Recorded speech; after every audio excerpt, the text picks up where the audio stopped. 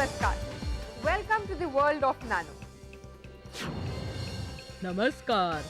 बताइए आज क्या तोहफा लाए हैं? इस बार भी मैं नैनो की दुनिया से कमाल की चीज लाई हूँ। इसका नाम है बायोचिप। सीधे सीधे सरल शब्दों में बायोचिप एक इंटीग्रेटेड सर्किट है। ये कांच या सिलिकॉन का एक वेफर है जिस पर डीएनए के छोटे छोटे धागों का जाल सा बिछा है। बायोचिप का निर्माण खास तौर से जेनेटिक रिसर्च को और तेज करने के लिए किया गया है। इसका इस्तेमाल बायोलॉजिक वॉरफेयर यानी जैविक युद्ध में इस्तेमाल होने वाले केमिकल्स या दूसरे माध्यमों का पता लगाने के लिए भी किया जाएगा ताकि उससे बचाव के उपाय ढूंढे जा सके। पर ये डीएनए क्या है? मुझे तो यही समझ में नहीं आ रहा है। डीएनए यानी डीऑक्सीरिबोन्यूक्लिक एसिड वो मुख्य केमिकल है जो किसी भी प्राणी के गुणों को निर्धारित करता है।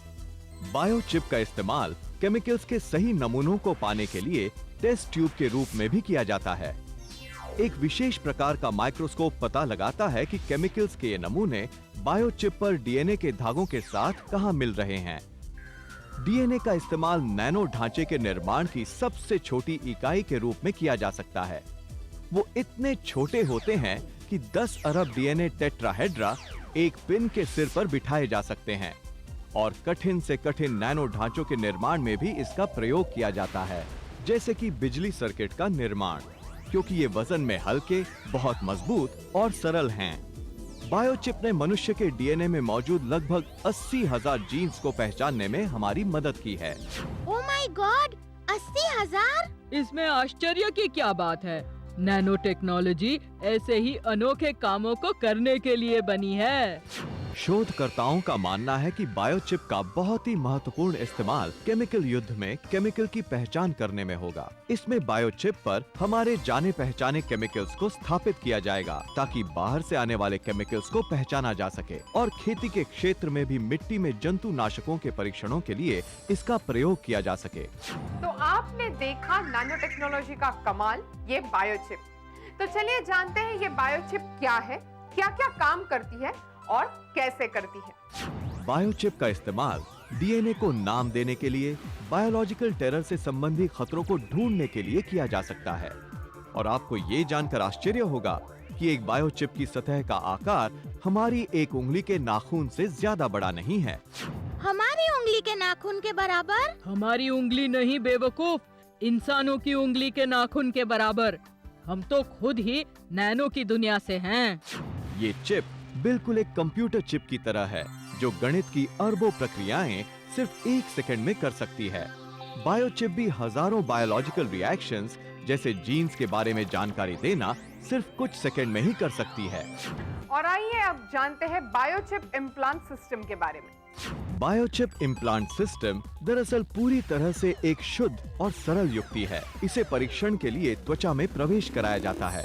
बायोचिप इम्प्लांट सिस्टम के 2 मुख्य हिस्से हैं। पहला ट्रांसपॉन्डर और दूसरा रीडर या स्कैनर। ये ट्रांसपॉन्डर ही असली बायोचिप इम्प्लांट है।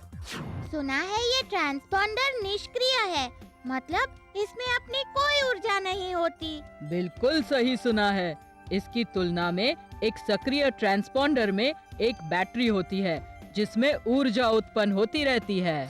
निष्क्रिय ट्रांसपॉन्डर में बैटरी नहीं लगती, इसीलिए इसकी उम्र ज्यादा होती है, लगभग 99 साल। इसको मेंटेन भी नहीं करना पड़ता। निष्क्रिय ट्रांसपॉन्डर क्योंकि बिना बैटरी के काम करता है, ये तब तक निष्क्रिय रहता है जब तक रीडर इसे कम शक्ति की बिजली के द्वारा चार्ज नहीं करता। रीडर आरोपित किए गए बायोचिप को पढ़कर या स्कैन करके उससे डेटा ले लेता है। इसके लिए वहां एक आइडेंटिफिकेशन नंबर होता है जो बदला नहीं जा सकता है। आपको पता है, एक बायोचिप आपके आर्थिक, चिकित्सा से संबंधी और जनसंख्या से संबंधी आंकड़ों को न केवल इकट्ठा कर सकती है बल्कि उन्हें अपडेट भी कर सकती है। इसके अलावा ये बायोचिप और भी बहुत से काम कर सकती है, जिसमें से एक आपकी धनराशि का भुगतान करना। जी हाँ, एक बायोचिप को स्कैन करके आपके बिल का पेमेंट किया जा सकता है।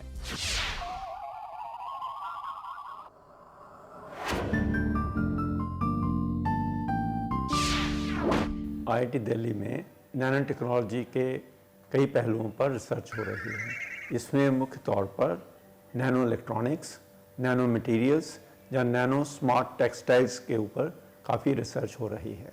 नैनो मटेरियल्स और नैनो सेंसर्स डेवलप किए जा रहे हैं।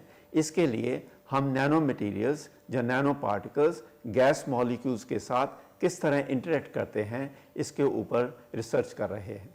इसके लिए हम स्कैनिंग टनलिंग माइक्रोस्कोप जैसे इंस्ट्रूमेंट उपयोग कर रहे हैं। इस स्टडी का ये उद्देश्य है कि हम ऐसे गैस सेंसर डेवलप कर सकें जिसमें पूरी गैस सेंसिंग प्रोसेस एक इंडिविजुअल नैनो पार्टिकल या क्वांटम डॉट करेगा।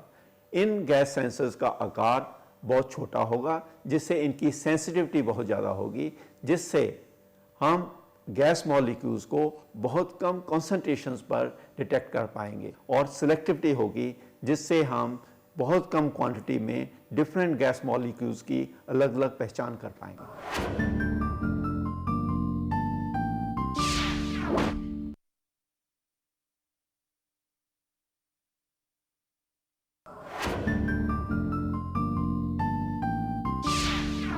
बायोचिप के भंडार में जाने पहचाने बैक्टीरिया और वायरस के हजारों डीएनए रेशे भरे होते हैं। जैसे ही किसी बायोलॉजिकल खतरे की संभावना होती है, बायोचिप पर मौजूद ये रेशे हवा के नमूने की जांच कर लेते हैं और तुरंत ये पता लगा लेते हैं कि कहीं उसमें रोग पैदा करने वाले बैक्टीरिया और वायरस तो नहीं।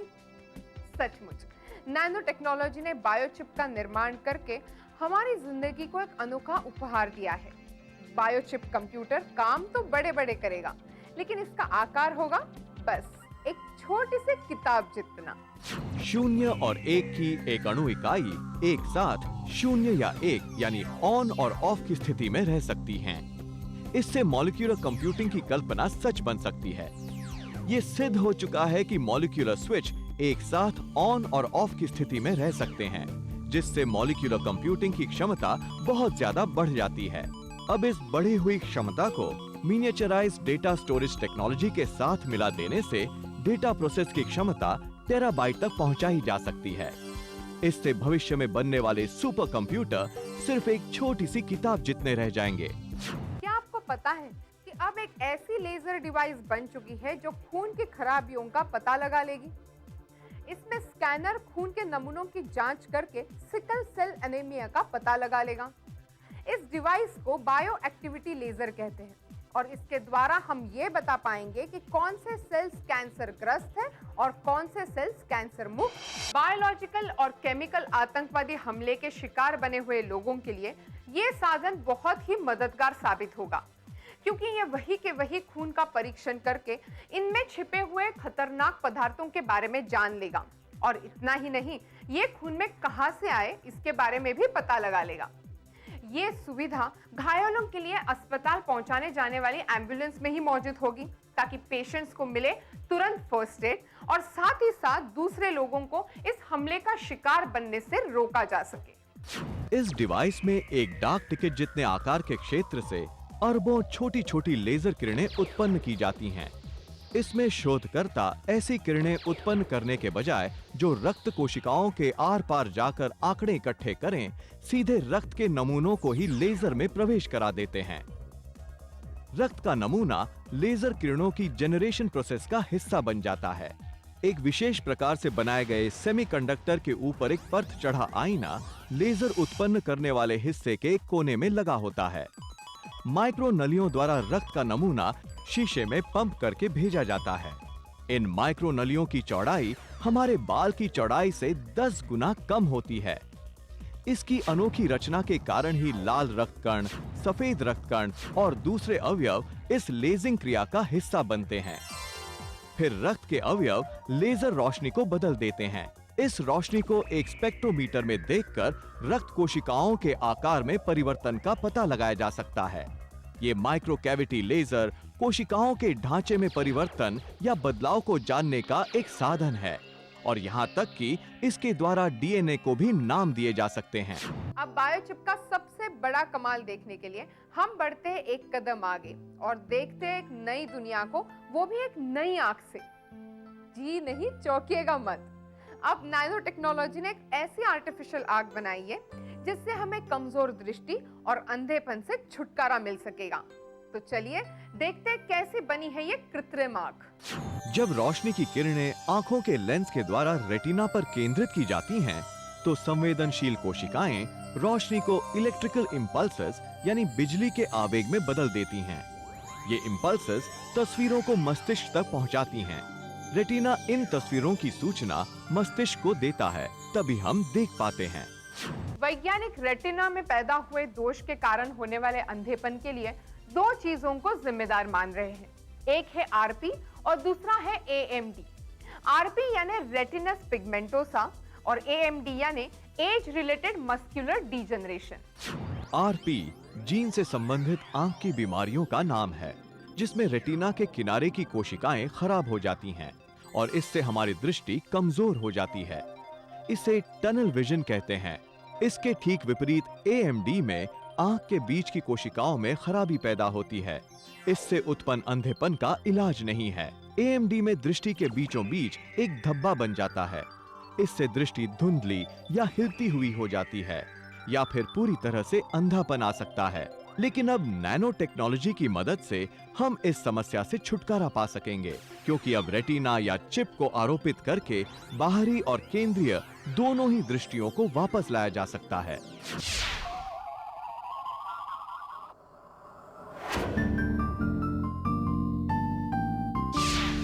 आईआईटी दिल्ली में गैडोलिनियम, पसडेमियम और प्लेडियम हाइड्राइड नैनो पार्टिकल्स पर रिसर्च हो रही है। इन नैनो पार्टिकल का इस्तेमाल करके स्मार्ट या इंटेलिजेंट विंडोज़ बनाई जा सकती हैं। स्मार्ट या इंटेलिजेंट विंडोज़ का मतलब है कि ये विंडोज़ अपनी प्रॉपर्टी टेम्परेचर और वेदर के अनुसार अपने आप चेंज कर सकें। उदाहरण के लिए समर्स में ये विंडोज़ की प्रॉपर्टी सूर्य की गर्मी को कमरे के बाहर रिफ्लेक्ट कर देगी, ताकि कमरे का टेम्परेचर कम रखा जा सके, और विंटर्स में ये अपनी प्रॉपर्टीज़ को अपने आप चेंज करेगी, जिसके सूर्य की गर्मी कमरे के अंदर आ सके और कमरे का टेम्परेचर बढ़ाया जा सके।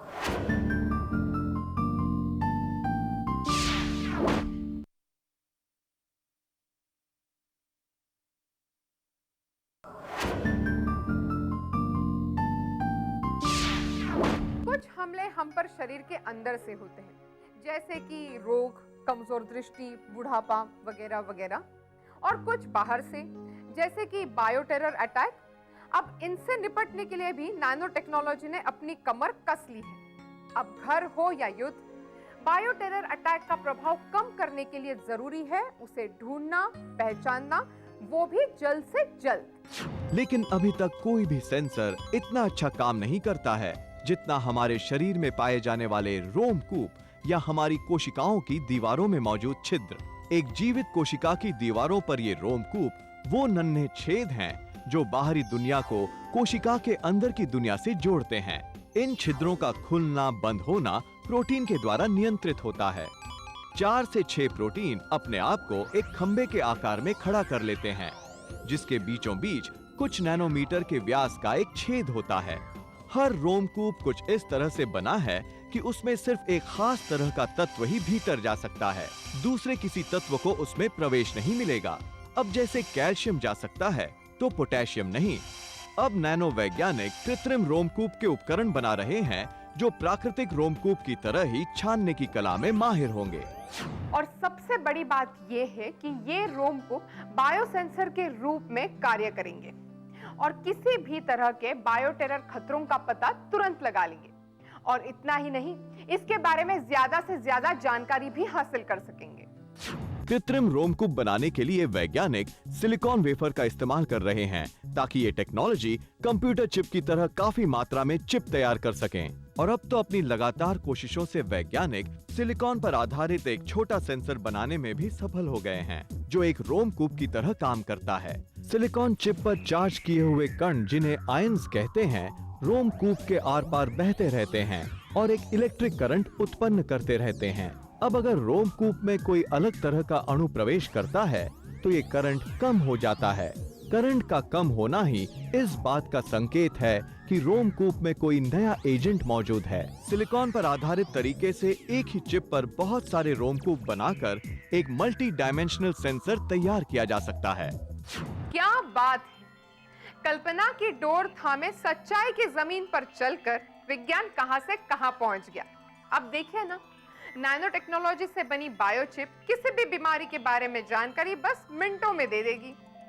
अब वो दिन दूर नहीं जब टेस्ट रिजल्ट्स मरीजों को डॉक्टर के क्लिनिक के बाहर आने से पहले ही मिल जाएंगे। फिर चाहे वो टीबी, एड्स, कैंसर जैसी क्रोनिक बीमारियां हो या फिर छोटा मोटा ब्लड इन्फेक्शन। अब मरीजों को टेस्ट रिजल्ट्स के लिए कई कई दिनों तक इंतजार नहीं करना पड़ेगा।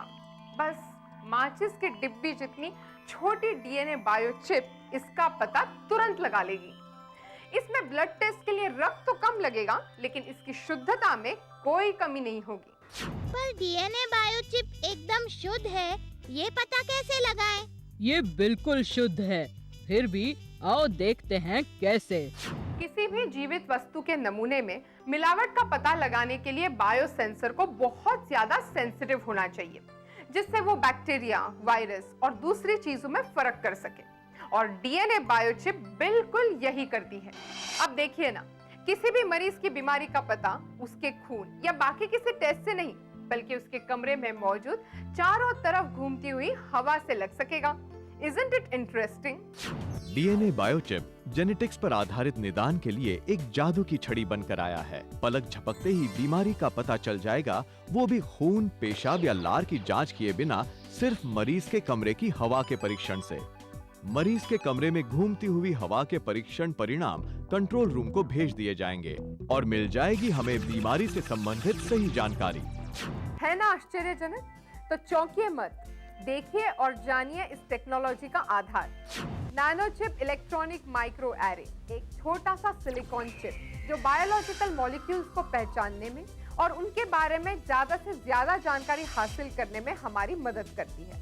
डीएनए, आरएनए और दूसरे सभी अणु प्राकृतिक रूप से निगेटिव और पॉजिटिव रूप में चार्ज है, और इसके अलावा चिप पर हर दिशा में तेज गति भी पैदा की जा सकती है।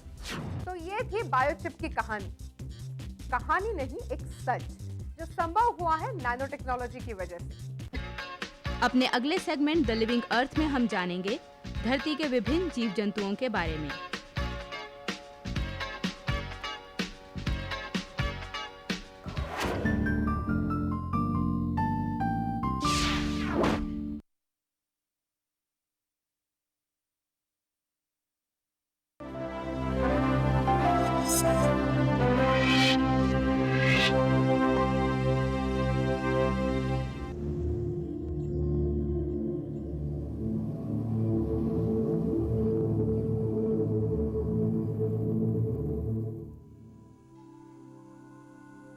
गिद्ध, आसमान के बादशाह।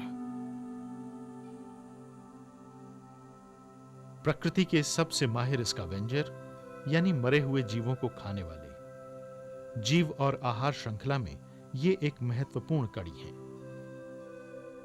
इन्हें सबसे सख्त जान जीव माना जाता है और ये मरे हुए जानवरों के शवों को खाकर हमारे पर्यावरण को साफ और बीमारियों से मुक्त रखते हैं।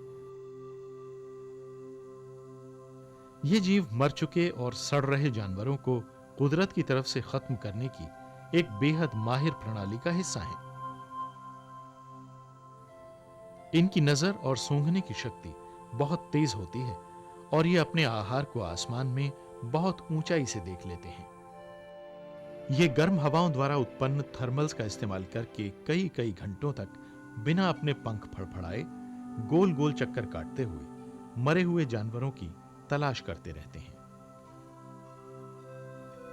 भारत में मवेशियों की तादाद सबसे ज्यादा है, इसलिए यह स्वाभाविक ही है कि यहां गिद्धों और मरे हुए जीवों को खाने वाली सबसे अधिक प्रजातियां मौजूद हैं। भारत में गिद्धों की 9 प्रजातियां मिलती हैं: bearded vulture, Egyptian vulture, slender billed vulture, cinereous vulture, king vulture, Eurasian Griffin vulture, long billed vulture, Himalayan Griffin vulture और ओरिएंटल व्हाइट बैक्ड वल्चर। बदकिस्मती से पिछले 10 वर्षों के दौरान इनकी तादाद में चिंताजनक गिरावट आई है। पशुओं के इलाज में इस्तेमाल होने वाली एक दवाई डाइक्लोफिनेक की वजह से देश के 98% गिद्धों की मौत हो गई है, पिछले 10 साल में करीब 8 करोड़ 70 लाख गिद्ध मर चुके हैं। खुशकिस्मती से हाल में चलाए गए जागरूकता कार्यक्रमों की वजह से इस दवाई पर रोक लगाई गई है।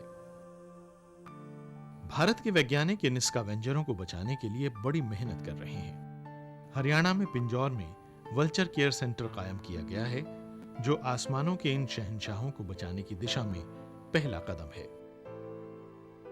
अगर मरे हुए मवेशियों को खाने वाले ये मुख्य जीव ही गायब हो जाएंगे, तो सड़ते हुए पिंजरों से स्वास्थ्य के लिए गंभीर खतरा पैदा हो जाएगा। ऐसी भी आशंका है कि एंथ्रेक्स, टीबी और पैर तथा मुंह की बीमारियां फैल जाएं। गिद्ध एक ऐसी महत्वपूर्ण कड़ी है जो अज्ञान की वजह से खत्म हुई है।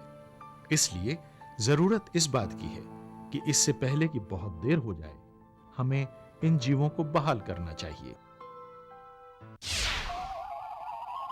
अब समय है सवाल जवाब का।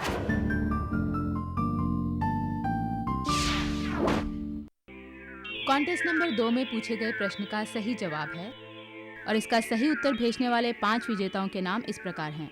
जी राजचंद्र कच्छ गुजरात से, अनंत कृष्णा बेंगलोर कर्नाटक से, अनंत कुमार दुबे जमशेदपुर झारखंड से, दिलीप मीणा फरीदाबाद हरियाणा से और अदिति पालमपुर हिमाचल प्रदेश से। सभी विजेताओं को विज्ञान प्रसार की ओर से ड्रीम 2047 का 1 वर्ष का मुफ्त सब्सक्रिप्शन व विज्ञान प्रसार की पुस्तकें दी जा रही हैं। इनके अलावा 10 और विजेताओं को सांत्वना पुरस्कार भेजे जा रहे हैं। हमारा आज का सवाल है, मनुष्य के डीएनए में मौजूद लगभग 80,000 जीन्स को पहचानने वाले यंत्र का नाम क्या है? A. Scanning tunnelling microscope, B. Biochip या सी. Electronic knows. आपका जवाब हमें 10 दिन के अंदर इस पते पर मिल जाना चाहिए। विज्ञान प्रसार, C24, कुतुब इंस्टीट्यूशनल एरिया, नई दिल्ली 110016। आप हमें ईमेल भी कर सकते हैं। हमारा ईमेल आईडी है contest@vigyanprasar.gov.in। अगर आपके पास कोई सुझाव है तो आप हमें जरूर भेजिए या ईमेल कर सकते हैं info@vigyanprasar.gov.in पर।